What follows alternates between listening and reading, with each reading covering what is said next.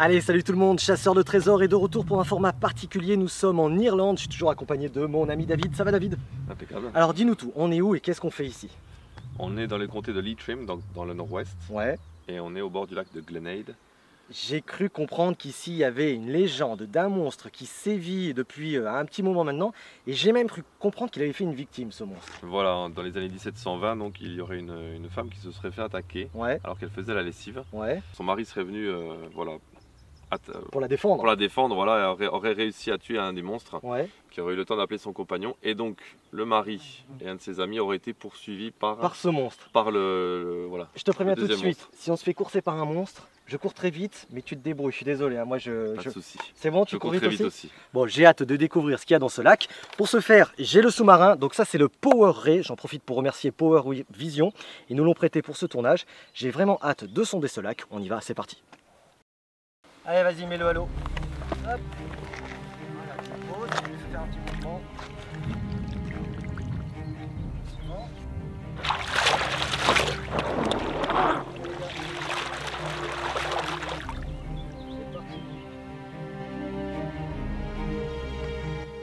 Ok, alors, je suis partagé entre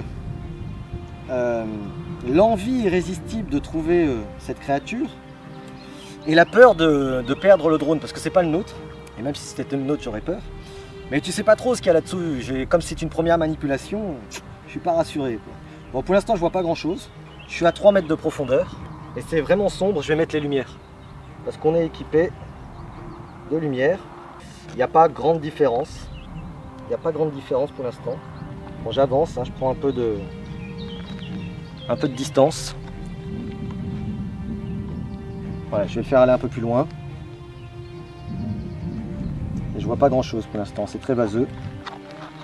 Comme lors de notre expédition en mer, nous nous heurtons à quelques difficultés de débutants. Le drone sous-marin se pilote très facilement, mais nous perdons rapidement notre faculté à nous repérer sous l'eau et nous devons très souvent refaire surface pour pouvoir positionner visuellement l'appareil. Ce n'est qu'après 30 minutes de prise en main et d'une exploration à visibilité réduite, sans résultat, que nous décidons de nous éloigner et partir sonder le lac à plusieurs mètres de profondeur. Après plusieurs minutes et une distance que nous sommes aujourd'hui toujours incapables de chiffrer, nous atteignons une nouvelle zone, une zone plus claire qui nous permet de capturer quelques images. Le sous-marin hélas atterrit dans une zone très dense en algues et autres végétaux aquatiques. Nous tentons de stabiliser le drone au fond du lac pour essayer d'apercevoir quelque chose, mais les hélices de ce dernier ont pour effet de remuer la vase qui limite par conséquent notre champ de vision. Nous décidons bien évidemment de continuer l'expédition à la recherche d'une trace de vie ou de tout autre élément pouvant corroborer la présence d'un animal qui terrifie la région depuis plus de 300 ans.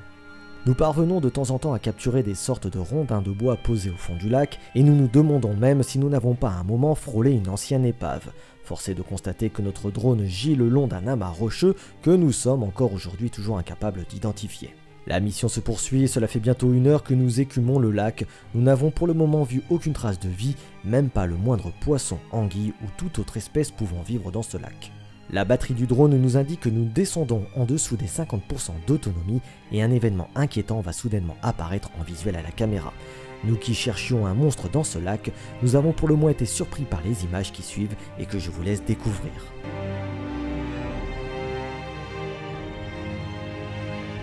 Non, vous ne rêvez pas. Nous venons de croiser une personne tranquillement en train de nager et qui a dû être surpris par la présence de notre drone qui, je l'espère, n'a pas été pris par cette fameuse créature légendaire. Nous en venons même à nous demander si indirectement nous ne venons pas à notre façon assez moderne de contribuer au fait que oui, en effet sous ce lac se cachent des créatures assez étranges qui viennent de temps en temps attaquer les nageurs. Ne voulant pas atteindre à la sécurité de cette personne ni même créer la panique, nous décidons de mettre un terme à cette expédition et de retrouver David à la surface qui lui est porteur d'une nouvelle assez intéressante dans notre enquête du monstre du lac de Glenade. Voilà, ça y est, on est sorti du lac. Alors j'ai assez hâte de dérocher l'ensemble. Je suis vraiment pas convaincu qu'on ait vu énormément de choses. J'ai souvenir à un moment d'avoir vu une énorme pierre. Mais bon, je voudrais pas trop m'avancer, mais j'ai vraiment hâte. En tout cas, David, félicitations parce que j'ai l'impression que tu nous as trouvé quelque chose. Là, on est où? Alors, on est dans un cimetière qui est à quelques kilomètres du lac. Hein, ouais.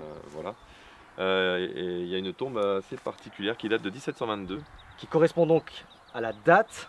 Voilà, à la date où la personne, donc la dame, femme, aurait été agressée. Voilà, Donc c'est la dame dont on parlait au début de l'épisode, voilà, qui se serait fait attaquer par cette fameuse créature. Tout à fait, voilà. Et donc sur cette tombe, il y a une gravure en fait, assez mystérieuse en fait, qui ressemble effectivement à un monstre. On la voit au fond, effectivement, il y a une sorte de mi-chien, mi-lézard, mi-poisson. Voilà, alors en gaélique, le monstre porte le nom de Dawarko, Ouais. qui veut dire waterhound, donc une sorte d'être mi-chien, mi-poisson. Ouais. Voilà.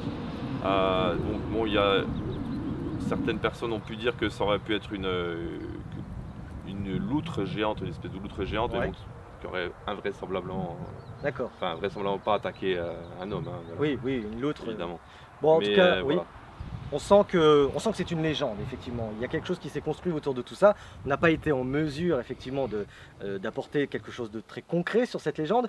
Mais voilà, j'ai eu le sentiment, malgré tout, de partir à l'aventure. Je ne sais pas si ça a été retranscrit, mais moi, j'ai apprécié ce format. N'hésitez pas, dans les commentaires, à nous dire si vous avez aimé, ce que vous souhaiteriez que l'on change pour les prochains, puisque c'est une première pour nous. Je vais te remercier, David. Et puis, quant à nous, on se retrouve dès mercredi prochain pour de nouvelles aventures. À très bientôt. Bye bye.